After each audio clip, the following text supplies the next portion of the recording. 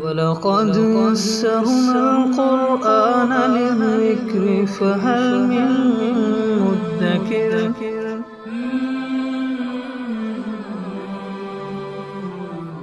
سورة البینہ اعوذ باللہ من الشیطان الرجیم بسم اللہ الرحمن الرحیم لم يكن الذين كفروا من أهل الكتاب والمشركين منفكين حتى تأتيهم البينة اہل کتاب میں سے والمشرکین اور مشرکین میں سے الذین کفروا جو کافر ہیں، اہل کتاب میں سے اور مشرکین میں سے جو کافر ہیں وہ باز آنے والے نہیں تھے۔ یہ منفکین کا ترجمہ ہوتا ہے۔ حتی تأتیہم البینہ، جب تک کہ ان کے پاس روشن دلیل نہ آ جاتی۔ ان آیات میں نبی پاک صلی اللہ علیہ وسلم کی بعثت کا مقصد ذکر کیا جا رہا ہے کہ اہل کتاب میں سے یا بت پرستوں میں سے جو لوگ کفر کے مرتکب تھے، انہوں نے کفر سے باز آنا ہی نہیں تھا، کفر کو چھوڑنا ہی نہیں تھا، جب تک کہ نبی پاک صلی اللہ علیہ وسلم کی شکل میں ان کے سامنے ان کے پاس روشن دلیل نہ آ جاتی۔ گویا کہ آپ علیہ السلام کے بھیجنے کا مقصد یہ تھا کہ یہ مشرکین اور اہل کتاب میں سے کفار وہ اپنے کفر سے باز آئے، اور ان کا باز آنا، کفر کو چھوڑنا بھی کسی دلیل کی بنیاد پر، اور وہ دلیل نبی پاک صلی اللہ علیہ وسلم کی ذات تھی۔ رسول من اللہ، آپ علیہ السلام اللہ کے رسول تھے۔ یتلو صحفا مطہرہ، جو پاکیزہ صحیفے پڑھ کر سناتے تھے۔ فیہا کتب قیمہ، جن صحیفوں میں سیدھی لائنیں لکھی ہوئی تھی، جن میں سے سب سے بڑا صحیفہ وہ قرآن کریم ہے، جو تمام پہلے صحیفوں کا بھی جامع ہے،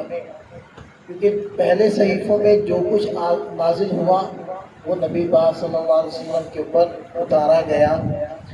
قرآن کریم کی شکل میں۔ تو قرآن میں وہ سارے علوم تھے جو پہلے انبیاء کرام پر اتارے گئے۔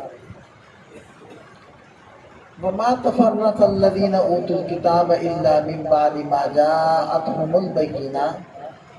اہل کتاب انہوں نے جدا راستہ اختیار کیا، اِلَّا مِن بَعْدِ مَا جَاءَتْهُمُ الْبَيِّنَةُ، ان کے پاس روشن دلیل آ جانے کے بعد ہی، یعنی آپ صلی اللہ علیہ وسلم کی شکل میں روشن دلیل آ گئی، پھر بھی ان لوگوں نے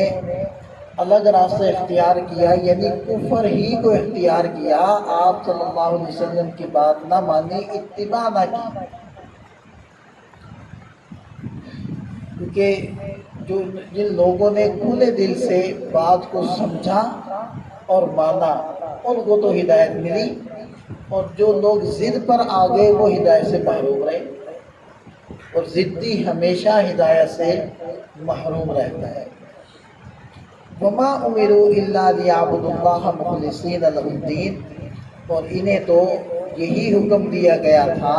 کہ یہ اللہ تعالیٰ کی عبادت کریں، اللہ کے لیے دین کو خالص رکھ کر، دین کو خالص رکھ کر یعنی پورے اخلاص کے ساتھ، شرک سے بچتے اللہ کی عبادت کریں۔ حنفاء، یہ بھی اسی کی تشریح ہوگی مخلصین لہ الدین کی۔ حنفاء کا معنی ہے یکسو ہو کر، یکسو یعنی ایک جانب متوجہ ہو کر، مختلف جانبوں سے اپنی توجہ کو سمیٹ کر ایک جانب متوجہ ہونا، اس کو کہتے ہیں یکسو ہونا۔ اب جو مشرک ہوتا ہے، کبھی چھوٹے بت کے سامنے جھکتا ہے، کبھی بڑے بت کے سامنے جھکتا ہے، کبھی بادشاہ کی شکل میں کوئی بت ہے اس کے سامنے جھکتا ہے، تو وہ یکسو نہیں ہے نا، اس کی تو توجہ بہت سارے خداؤں کی طرف مبذول ہے، یا متفرق ہے، اس کا ذہن منتشر ہے، اور جس نے صرف ایک اللہ کو مانا ہے، ایک خدا کو مانا ہے، وہ اللہ کے علاوہ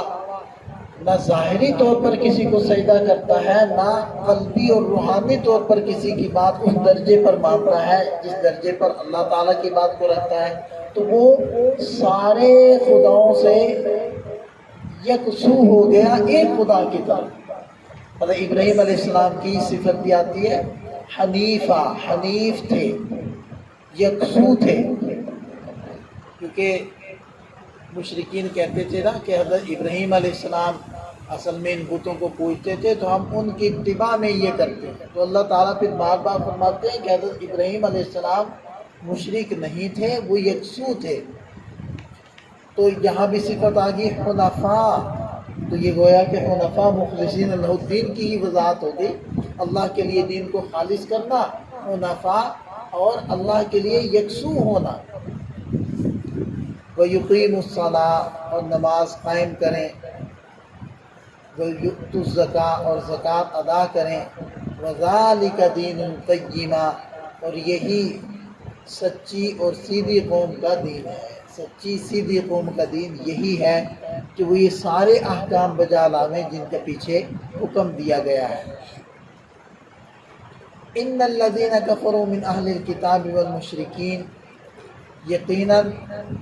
اہل کتاب اور مشرکین میں سے جن لوگوں نے کفر اختیار کیا، فی نار جہنم، جہنم کی آگ میں جائیں گے، خالدین فیہا، جس میں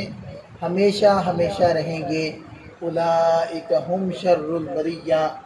یہی وہ لوگ ہیں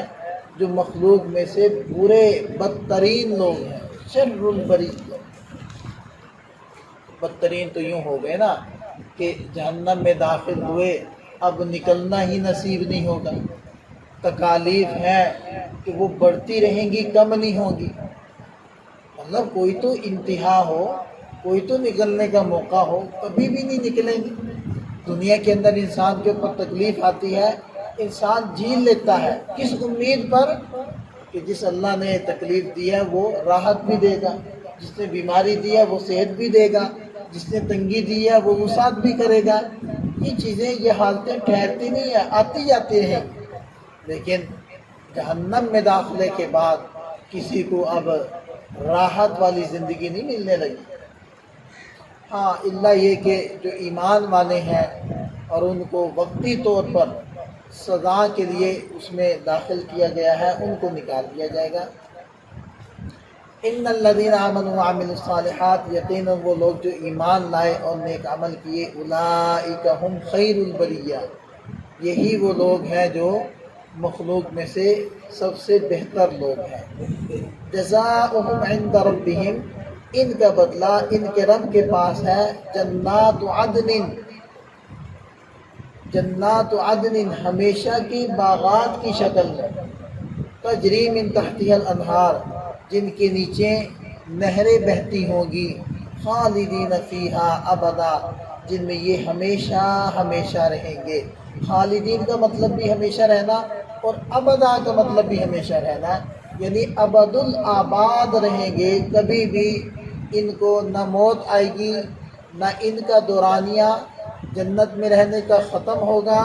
اور نہ جنت ختم ہوگی، نہ ان کی عمر کبھی ختم ہوگی، یہ ہمیشہ وہاں رہیں گے، ہمیشہ خوش و خرم رہیں گے، اللہ کی نعمتوں سے فائدہ اٹھاتے رہیں گے۔ رضی اللہ عنہم ورضوا عنہ، اللہ ان سے راضی ہو گیا، یہ اللہ سے راضی ہو گئے۔ ذالک لمن خشی ربہ، یہ اللہ کی رضامندی کا اعلان ہر اس شخص کے لیے ہے جو اپنے رب سے ڈر گیا۔ تو یہ دنیا کا تھوڑا سا جو وقت ہے، اس کو اچھے طریقے سے انسان اپنے کو پابند بنا کر چل لے، تو اللہ کی نعمتیں اور اللہ کی جنت وہ استقبال کے لیے تیار ہے۔ اللہ تعالی ہم سب کو توفیق عطا فرمائے۔